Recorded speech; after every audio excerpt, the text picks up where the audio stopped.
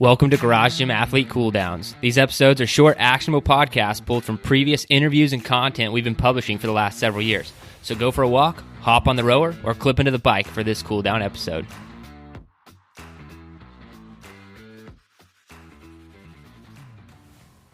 Yeah, and that's that's what I thought was great about your book, Peak Performance. So the equation there is stress plus rest equals growth, right? That is.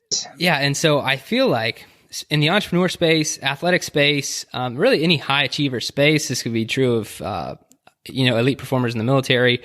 Just this whole, there's a lot more stress part of it, and a lot less of the rest part of it. So can you talk about that? And I don't know, maybe where you think that came from, and how rest kind of got cut out of the equation for a lot of people. So the basic equation, stress plus rest equals growth, I'm sure the vast majority of listeners, that'll sound familiar because that's how you train your body. So in exercise science, it's often called progressive overload or periodization. And it's this notion that the way that you make a muscle, like your biceps muscle, or even a system, so your cardiovascular system, the way that you make it stronger is you have to challenge the system, you have to stress it, and then you let it rest and recover. And it's during the rest and recovery phase that the muscle or the system gets bigger in the case of a muscle, or more efficient in the case of a physiological system. So anyone that's overtrained knows what happens when you stress the system too much without enough rest. You get injured, you lose motivation, you get sick. Anyone that has undertrained and gotten into a rut knows what happens when you don't gradually increase the stress. It's just complacency. You don't grow. So the key to making your body stronger is to stress it at the right dose, follow that stress with the right amount of rest and recovery, and then repeat the cycle over and over and over again, gradually upping the stress each time. What's interesting is that same cycle holds true far outside of the gym. So our minds grow in a very similar way. If we stress or challenge ourselves intellectually and we never rest, we cut short on sleep, we don't do other tasks other than the thing that we're challenging ourselves with, eventually you get diminishing marginal returns, and then you get negative returns. So you become overtired, you start making mistakes, your problem-solving ability goes down, your willpower goes down. The flip side is also obviously true. If you're never challenging yourself intellectually, you kind of get into a rut and you don't grow at all. If anything, you maybe stagnate. And this even holds true to how organizations work. If organizations don't stress themselves, they turn into Blockbuster Video or AOL, right? The environment changes. They're not challenging themselves to change with it. They get selected out. Whereas an organization like Disney or the San Antonio Spurs, those organizations are constantly pushing the envelope of what they do, and that's what allows them to grow and thrive. So in the case of Disney, right, they went from an amusement park to being a production company. Pixar is like their leading revenue source now. San Antonio Spurs, when the NBA started changing to more of a perimeter game, they pioneered recruiting European players. So it's really neat how this thing that works on such an acute level, such as your biceps muscle, can be applied so broadly. So that's the growth equation in a nutshell. Yeah, and I find this really fascinating because when I was reading the book, I may have stumbled upon this out of just complete need. What happened to me was, I've been an entrepreneur for a while, and burnout's pretty easy, especially early on. And so what we do in our training, all the athletes that train under us, we go really hard for 3 weeks, and then we back off. We do a deload week, so we cut volume, reps, sets, all that stuff. There you go, right? Stress plus rest equals growth. Exactly. Yeah, and so that's what we've been doing in our physical programming. And it was about 6 months ago, I decided to try that to my work life. I was like, because I do the same training that our athletes do. I'm like, okay, the third week, or the fourth week really, when it's that deload week physically, I'm going to deload my calendar, my work calendar. So I still work that fourth week, but I don't do any podcast interviews. I don't take any calls. I don't, I do really just try and focus in the areas that I enjoy really working and not. Now, I'd love to get your opinion on it. You think that's a little too aggressive, or would you recommend that that's kind of what people should do in there to kind of maintain a work-life balance if they have that kind of freedom and flexibility? What's your recommendation there? Well, I'd love to hear how that's working for you. To do the three on, one off. And And I guess before that, well, actually, no, yeah. Let me hear what you have to say first, because I'm curious, because I've never heard of someone do it in that type of cadence. It's been working out really great for me because I think the things that do put stress on me or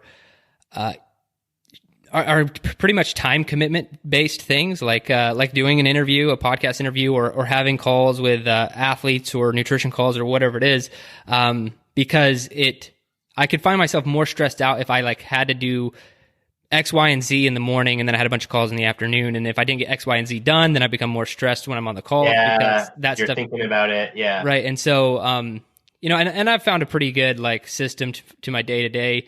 But that's the reason that was the original reason I decided to do it. And I don't know, it's been really, I'm still doing it. It's been really great because I just block off that fourth week in my calendar, and then really just focus on, like I said, tasks that I want to do or need to get done, as opposed to just feeling like I'm run by my calendar.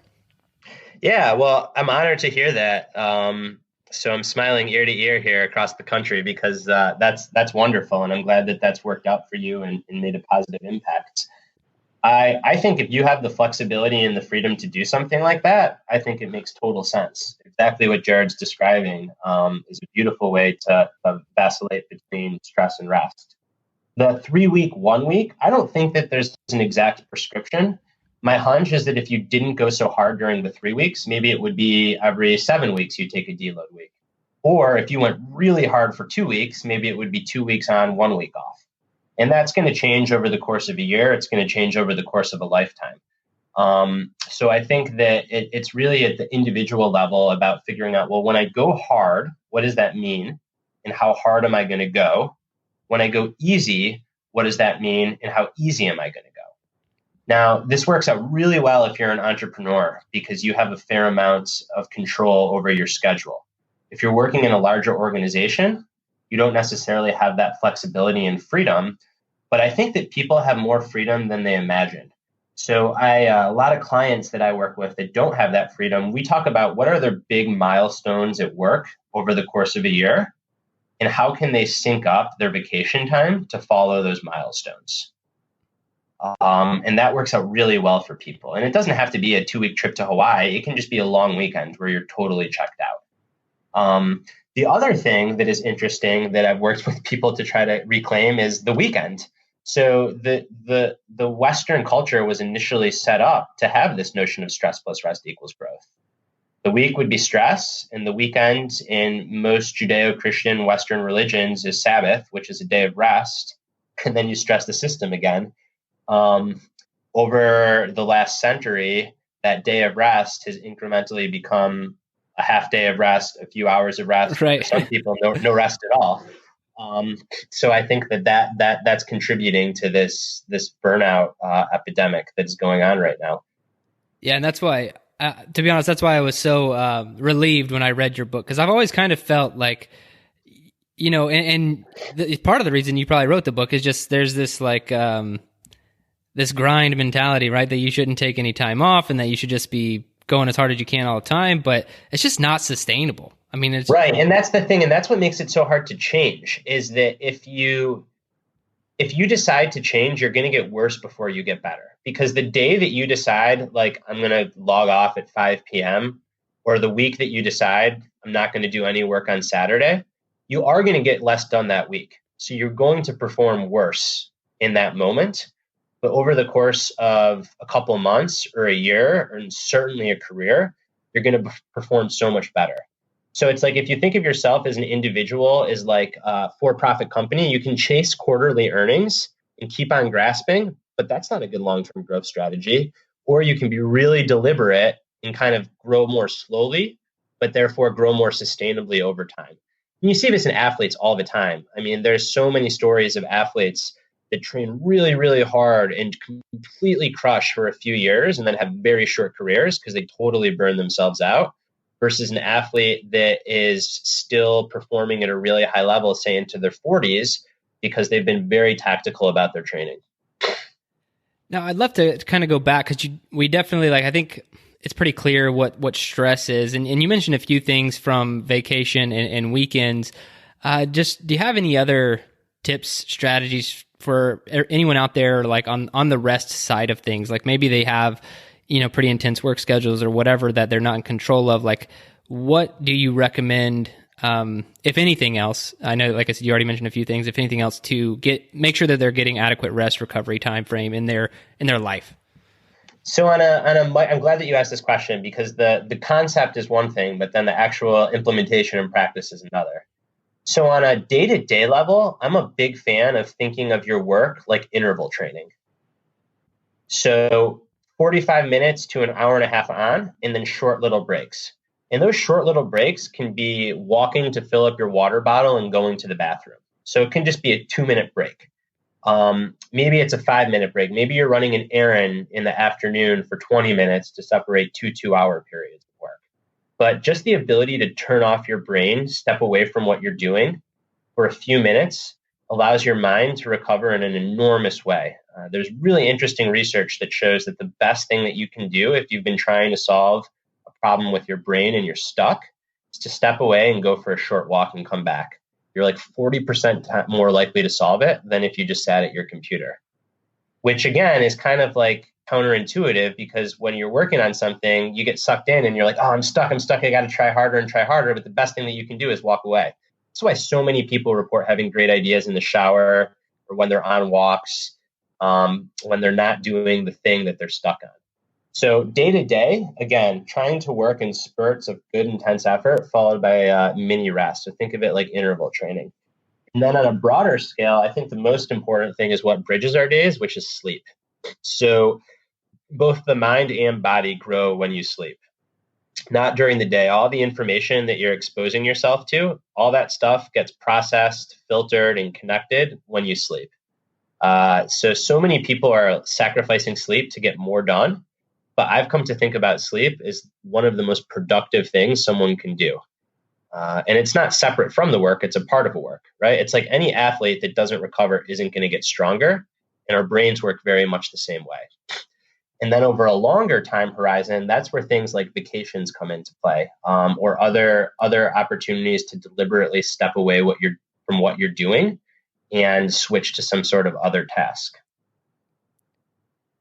I've actually heard. So it's kind of like there's again, very similar to physical training. There's a daily cycle of these micro breaks. Then you bridge days with sleep. Then ideally you're taking a day off on the weekend, and then over the course of a year, it's like you're peaking a few times, and then after those peak periods, you're deloading a bit. I love that. I absolutely love it, because the more I can think about my work week in terms of something I've already studied a lot and understand and do on a daily basis, I can put my life into training, physical training terms that helps me understand and process it a lot better. I think perhaps people with some sort of fitness ground have an unfair advantage in that regard, but I think it's great to get this information out to anyone who doesn't know about periodization and resting and recovering and things like that. It's so cool that it applies all the way down to that tactical daily, hourly level. Thanks for listening to today's Cool Down. If for some ridiculous reason you are not subscribed to Garage Gym Athlete Programming, fix that problem right now. Go to garagegymathlete.com, sign up for a free trial, get started with us today. Thanks for listening.